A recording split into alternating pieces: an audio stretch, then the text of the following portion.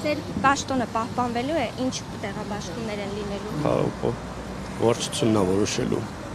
Ընդդիմությունը որոշել է, որ ուժեղ Հայաստանն է, որ ձեր հենց հանձնաժողովի նախագահի պաշտոնն է վերցնելու։ Ինչպես եք վերաբերվում դրան, ինչ եք կարծում, կհաջողվի նրանց այդ պաշտոնը վերցնել։ Գուցե Եվ դրան ինչպես եք վերաբերվում։ նորմալ։ Ինչպես եք վերաբերվում, որ ձեր կուսակցականները միմյանց ծեծում են,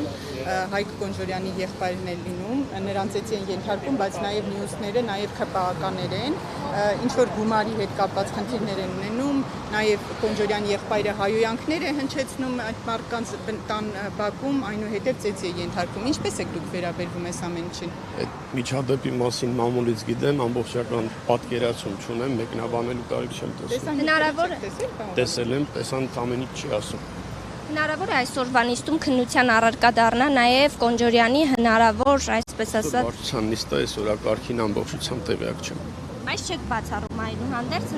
կարծում եք Դա վարչությունն է որոշում։